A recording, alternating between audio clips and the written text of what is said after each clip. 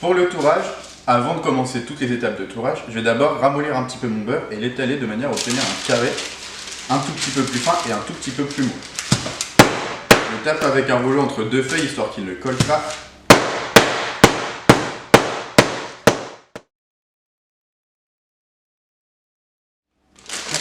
Donc là mon beurre, il ressemble encore à un carré. Si c'est pas le cas, on peut se servir de la feuille pour venir lui donner une forme un peu plus carrée. Et si jamais il s'est cassé, pas de souci, on peut soit le recoller un petit peu, soit quand on le mettra dans la détrempe, on viendra les apposer. Donc là on va passer à toutes les étapes de tourage. Déjà, première étape, ça va être de mettre mon beurre dans ma détrempe. Ma détrempe, je vais juste l'étaler de manière à ce que mon beurre rentre dedans. Et après, je vais procéder par un tour d'eau et ensuite un tour simple. Donc là, on voit que mon beurre, pour l'instant, il fait à peu près la taille de ma détrempe. Mais ce que je veux, c'est que ma détrempe recouvre mon beurre. Donc je vais étaler seulement dans cette direction-là pour l'instant. Parce que le but, c'est pas d'avoir trop de pâte qui dépasse. Parce qu'après, le principe du feuilletage et de tout ce qui est feuilleté, c'est d'avoir le même nombre d'épaisseurs de feuilletage, enfin de détrempe et de beurre. Pour l'instant, je vais aller juste comme ça. Fais attention que ça ne colle pas trop, mais le but, c'est pas de mettre trop de farine non plus.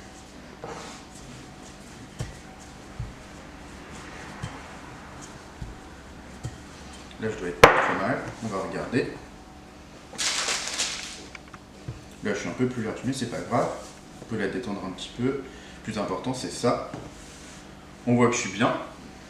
Nickel. Donc là, mon premier... Enfin là, je suis à 0 en fait. J'ai juste bien enfermé mon beurre dans ma pâte. Donc maintenant, je vais pouvoir commencer toutes les étapes de tourage. Mais avant, il faut toujours que l'ouverture soit à votre droite. Il faut toujours garder cette constance à chaque fois que j'attaque le tourage. Toujours mon ouverture à droite. Donc là, je vais attaquer le tourage. J'ai mis un tout petit peu de farine en dessous. Je vais en mettre un tout petit peu au-dessus. Si j'ai un peu peur que ma détrempe bouge par rapport à mon beurre, je peux venir la souder légèrement en appuyant un petit peu comme ça. Et ensuite, je vais étaler, mais seulement dans cette direction. Je ne vais pas l'élargir, je vais juste l'agrandir. Jusqu'à obtenir une petite épaisseur d'un bon centimètre, un bon centimètre et demi.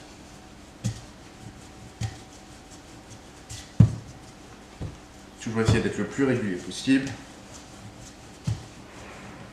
Et on vérifie toujours que ça colle ou pas. Là, je sens que ça colle un petit peu. Je refleure à nouveau.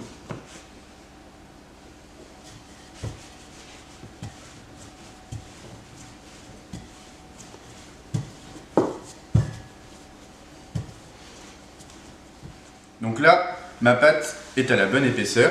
Donc je vais attaquer le tour double. Un tour double, en fait, ça veut dire qu'il va y avoir 2 plis à l'intérieur avant de le refaire à nouveau. C'est-à-dire 1 et 2. Et ensuite, je referme. Ceci dit, il y a des petits trucs à savoir.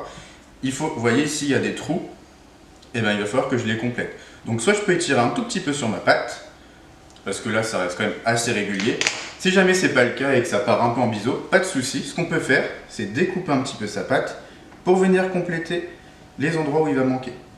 Donc là, par exemple, il va manquer ici. Mais du coup, je vais pouvoir faire ça, prendre ma partie la plus épaisse, venir ici. Voilà. Le but, c'est d'avoir toujours le même nombre de feuillets. C'est pour ça que je peux faire ça. Et ensuite, je referme. Donc là, j'ai un premier tour double. Maintenant, je vais passer un tour simple. Mais on se rappelle qu'il faut tourner pour avoir l'ouverture à droite. Donc là, à la suite, je fleure. Hop. Et j'étale à nouveau. Je peux à nouveau souder aussi si j'en ressens le besoin. Et j'étale de la même épaisseur que pour le tour double. Donc là, l'épaisseur elle est bonne. Cette fois, je vais faire un tour simple. On peut aussi constater que ma pâte elle devient de plus en plus lisse et homogène. Alors, tour simple cette fois. On a dit tour double, 2 plis à l'intérieur. Donc tour simple, un seul. C'est-à-dire comme ça et comme ça. Mais encore une fois, ici, il va falloir compléter. Donc soit on découpe si c'est pas bon, soit on a juste à étirer un petit peu, et là on est bien. Hop. Donc là, on est vraiment bien. Et ensuite, là, ça va partir au frais pour une bonne heure au frigo. Ceci dit, des fois, surtout au CAP, vous allez avoir pas mal de choses à faire, donc on peut oublier où on en est. Donc pour ça, il y a un petit moyen de mnémotechnique. On a commencé par faire un tour double, donc on va faire 2 petites marques dans son feuilletage. Et à la suite de ce tour double, on a fait un tour simple, donc un petit point. Comme je sais qu'il m'en faut 6, je sais qu'après il faudra que je fasse un tour double et un tour simple. Après mon heure de repos, je vais revenir reprendre mon bâton et redonner à nouveau un tour double et un tour simple. On n'oublie pas, ouverture sur la droite, et c'est parti, on étale comme tout à l'heure. Toujours pareil pour le pli de mon tour double, une fois, 2 fois, Là, j'ai juste à venir étirer. Toujours pareil, s'il y a besoin de couper, on coupe. Mais normalement, plus on va rester régulier, moins on aura besoin de venir retravailler après. On fait gaffe à ce qu'il n'y ait pas trop de farine. On replie. Et on va redonner un tour simple. Toujours pareil, ouverture à droite et c'est reparti. Donc là, c'est étalé. Tour simple. Donc on se rappelle, un pli à l'intérieur et un pli par-dessus.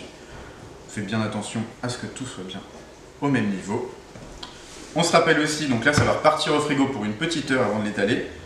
Les deux premiers tours, enfin premier tour d'eau, un tour simple. Ensuite on a refait 2 tours d'eau, un tour simple. On a bien nos 6 marques. Comme ça on se rappelle qu'on a juste à étaler pour découper ce qu'on a besoin.